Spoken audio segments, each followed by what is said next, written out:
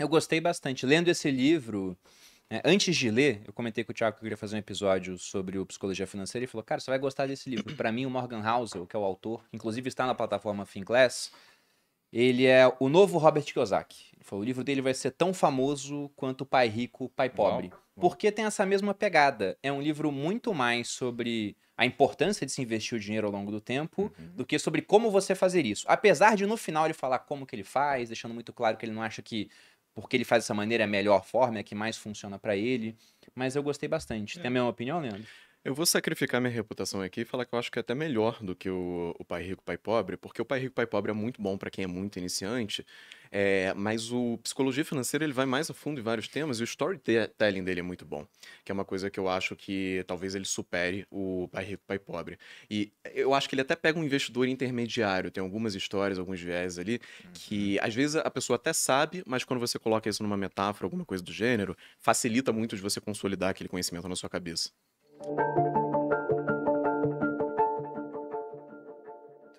E esse livro, nas primeiras 20 páginas, já contou uma história pra mim que foi fenomenal, que é a história do Ronald James Reed. Aham. Vocês pegaram essa parte no Sim, começo, sim, né? sim. Que ele coloca aqui no verbete do Wikipedia, que era um filantropo, investidor, faxineiro e frentista dos Estados Unidos da América.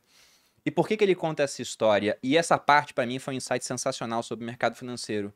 Esse camarada, que vivia até os 92 anos, teve uma vida totalmente comum.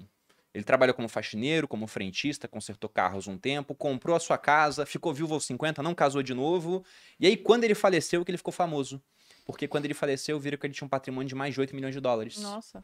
E pouquíssima gente, né? Naquela época tinha esse patrimônio. Foi em 2014. Ele colocou que menos de 4 mil americanos que faleceram naquele ano, entre quase 3 milhões, tinham um patrimônio de mais de 8 milhões. E o Ronald Reed. Trava-língua aqui. E o Ronald Reed, que era um faxineiro e frentista, era um desses caras. E tem muita gente com uma educação em Harvard, por exemplo, lá fora, que não consegue acumular um patrimônio nem próximo disso. E caras especializados muitas vezes em finanças. É o cara que faz economia, faz administração, vai trabalhar em grande empresa e mete os pés pelas mãos. Aí ele fala: em que outro mercado você consegue ver um faxineiro tendo uma performance melhor do que o especialista? Aí ele faz uma analogia sensacional. Ele diz assim: você nunca vai ver um faxineiro operando o coração melhor do que um cirurgião. Obviamente, né? Uhum. Não dá pra isso acontecer. Ok. Você nunca vai ver um faxineiro projetando uma casa melhor do que um arquiteto. Ou fazendo uma bomba nuclear melhor do que um físico, do que um engenheiro. Agora, você pode ver esse cara tendo um resultado no mercado financeiro melhor do que o de especialistas. Inclusive gente com prêmio Nobel. Ele conta uma hora no livro a história do pessoal da LTCM, muito rapidamente, né?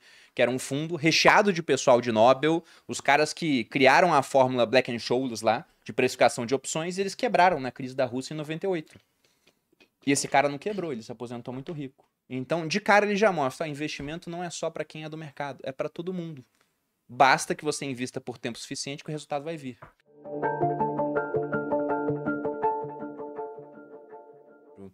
Qual você acha que é o papel da sorte nos investimentos? Porque ele fala essa questão desse efeito de cauda, que quase tudo que você vai fazer vai dar errado, mas às vezes alguns poucos resultados darão tremendamente certo. Ele cita a Amazon quando fala disso, por exemplo.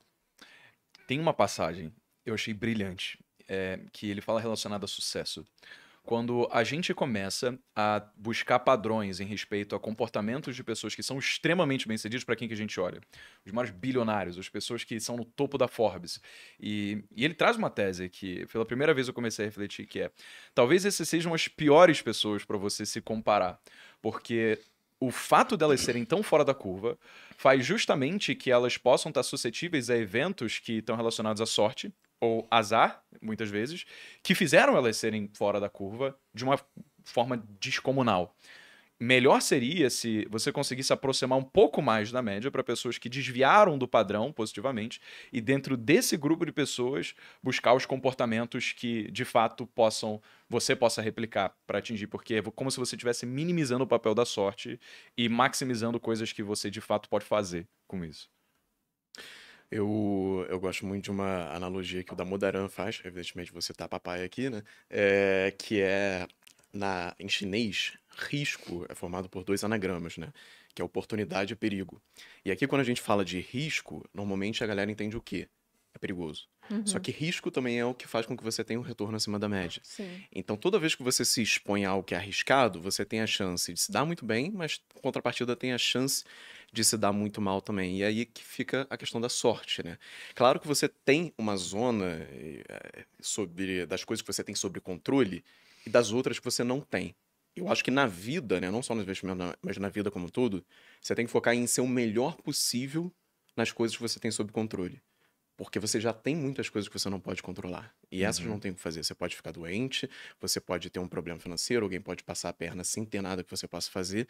Só que tem outras que você pode controlar. Você pode acordar cedo, você pode trabalhar mais que todo mundo, você pode ler mais que todo mundo. Tem várias coisas que você tem sob controle. E vale muito a pena você empregar todo o seu esforço nisso e tentar ignorar somente o resto. Porque não adianta sofrer por um problema que você não tem o que fazer sobre ele. Não adianta também você criar uma expectativa sobre algo que você também não tem sobre controle. Ah, joguei numa loteria, será que vou ganhar no final do ano?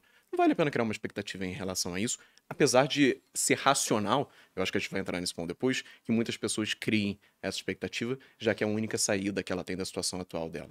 Então, tem esse papel muito grande. Outro ponto que eu acho que é relevante também é, na literatura, discute-se muito sobre a real capacidade, ou real capacidade não, mas a influência da sorte no retorno do Warren Buffett.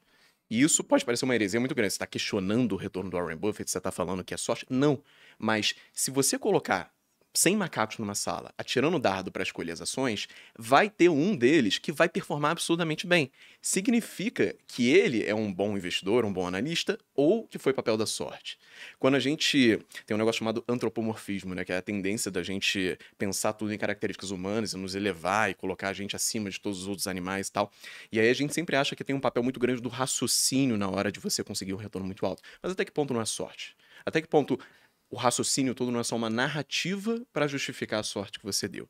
E esse é o dilema mais difícil de você resolver matematicamente, né? Porque eu posso falar isso tudo, mas como que eu comprovo se o Buffett teve sorte ou não? É difícil medir isso. O próprio livro fala que você pegar as 100 melhores pessoas no topo da Forbes e você for conversar com cada uma delas, você pode até ter um pensamento pré-concebido de que elas foram muito sortudas, mas ao conversar com elas, você vê, bom, eu acho que talvez elas... Há um motivo.